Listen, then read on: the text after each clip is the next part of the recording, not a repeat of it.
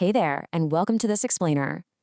If you've ever wanted to harness the power of the sun for your own projects, you've probably stopped dead in your tracks the absolute second you saw the massive price tag of a full solar setup. It is seriously intimidating.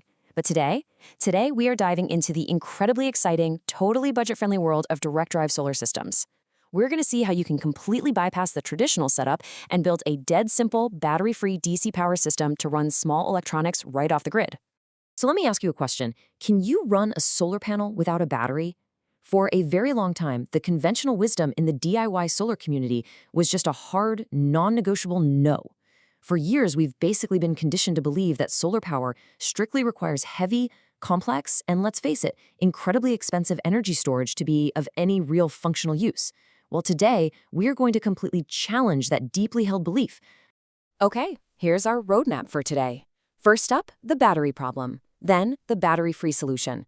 Next, we'll cover why converters actually work, followed by real-world power applications. Finally, we'll get into building a dead simple setup and wrap up with safety first, then sun. Let's dive in. Section 1. The battery problem. The biggest barrier to solar. If you've ever hesitated to get into solar, we really have to acknowledge the elephant in the room here. Traditional batteries are notoriously heavy, they're wildly expensive, and they require ongoing maintenance. They are, without a doubt, the single biggest barrier to entry. But when you compare that old-school traditional approach to direct drive solar, the differences are just staggering.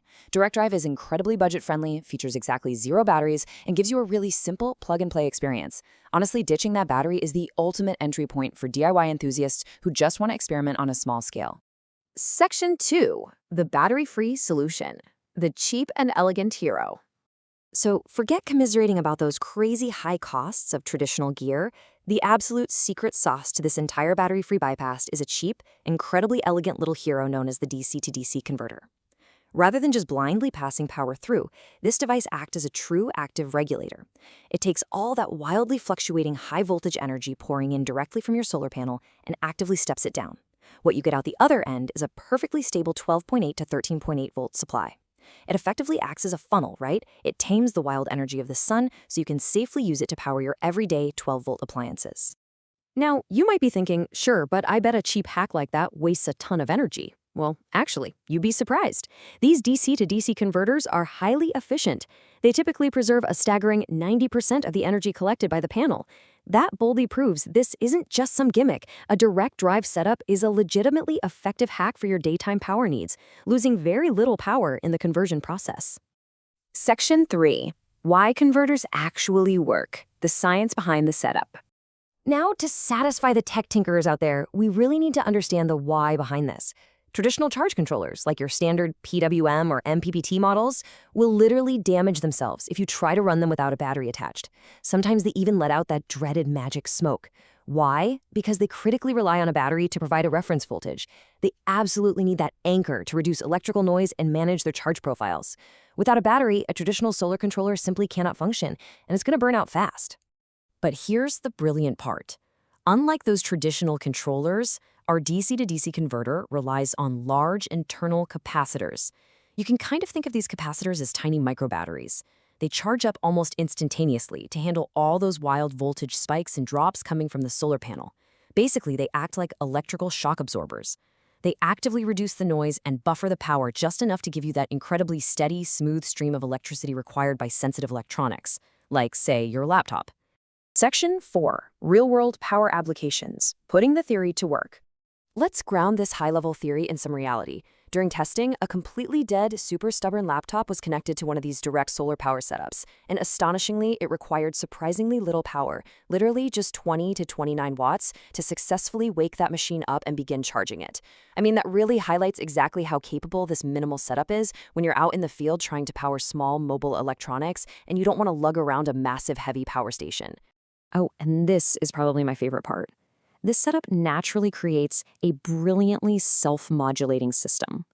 Imagine installing a ventilation fan in your attic using this direct drive approach. Because you have absolutely no battery to store power, the fan only receives energy when it is sunny and warm outside, which is, of course, exactly when you need your attic cooled down. When the weather turns dark or cold, the power drops and the fan just simply turns off. The limitation of having no battery actually creates a switch-free, perfectly automated system. It's genius. Section 5. Building a dead simple setup. The components you need. So, how do we actually put this thing together? Believe it or not, it takes just 3 highly accessible components.